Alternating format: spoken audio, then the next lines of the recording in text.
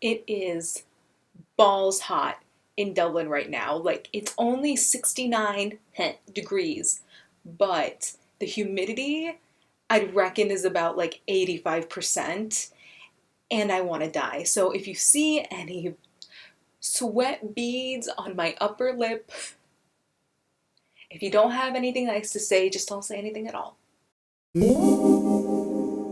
This is what I do know. Josh is the best character in the series, and he would be a very successful 30-year-old woman with a podcast at this point in time.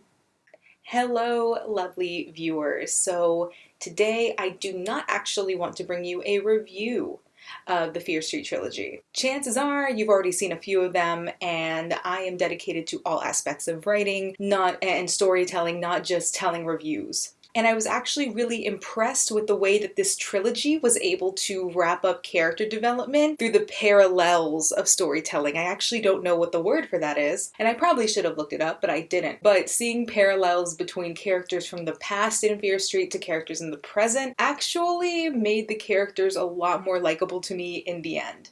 But first, I'll go ahead and give a very quick, one-sentence summary of what I thought of each film. 1994. What Gen Z probably thinks the 90s look like.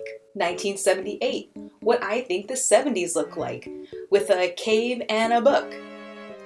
1666. They did that on purpose. I love small town hysteria. It's just like the Vavitch. Alright, into the character development. For this, I'll be focusing mostly on 1994 and 1666, since that is how the trilogy goes, and a trilogy starts with 1 and ends with 3. It has the most character work for Sam and Deena, and that's primarily who I want to focus on since they are our main characters, if you will. When first viewing 1994, I hated Deena. No, really, Deena at first was written to be very unlikable, which is a lot coming from me because I intentionally sometimes write characters to be unlikable. However, I thought that she was very selfish and almost manipulative towards Sam. Deena goes on this long rant to Sam about how she's afraid to be who she actually is and that she's living a lie in her life, and how she's angry about her moving 30 minutes away because it might as well be worlds away. I didn't know that Sunnyvale and Shadyside were located in rural Ireland. Because of this very forward attitude with their relationship, Deena does come off as manipulative. It's like she wants to control Sam and force them to be together. It's not a very good look. At the end of 1994, she does get what she wants, and she and Sam end up back together, but it feels rushed, and it still feels like Sam isn't 100% comfortable with herself, which this goes into a lot of different topics about sexuality and being confident in that, which, to be fair, as teen people in the 90s, coming out about your sexuality wasn't how we embrace it today, or being your sexuality wasn't how we embrace it today. So I always thought in the 1994, the first film, that it was really unfair for Deena to expect and not be patient or helpful, that we see at least, with Sam about her struggles and their relationship. To sum it up, thank God there's a sequel and Sam gets possessed, because we still need time to develop these characters. 1978 happens, and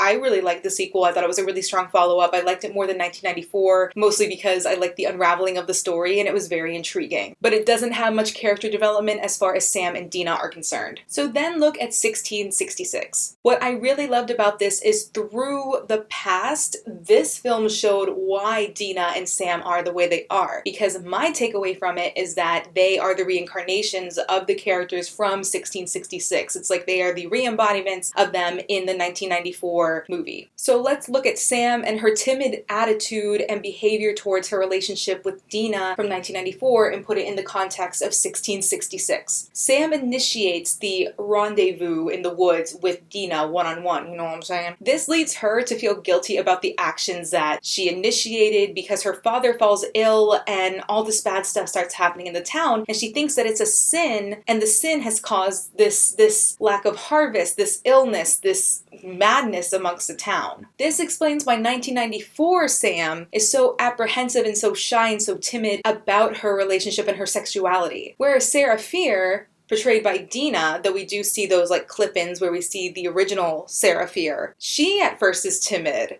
And then Sam brings her out of her shell. She becomes liberated with the experience with Sam, and she wants to live her fullest truth. She wants to be 100% authentically who she is from that point on. This explains why Deena in 1994 is so hard on Sam to come out and let the world know that they're together. She cannot stand the thought of anyone not living their whole truth, and she doesn't want to be silenced ever again. I truly think it's implied that the characters from 1666 are reincarnated into the characters of 1994, and that's why I love the parallel of the storytelling between the two. Deena and Sam were outcast and sentenced to death by those who claimed to love them for a false accusation of witchcraft, as you did back then. These traumatic events led Sam to be timid and quiet about who she is, and Deena to live her life unapologetically no matter how she comes across. She cannot really live without unashamedly being who she is. This development made me like Deena more. I understood her more seeing this parallel of character development. It made a lot of sense to me, and honestly it wrapped up the series in an enjoyable way that had me rooting for Deena instead of being annoyed by her like I was in 1994. So this was just a quick little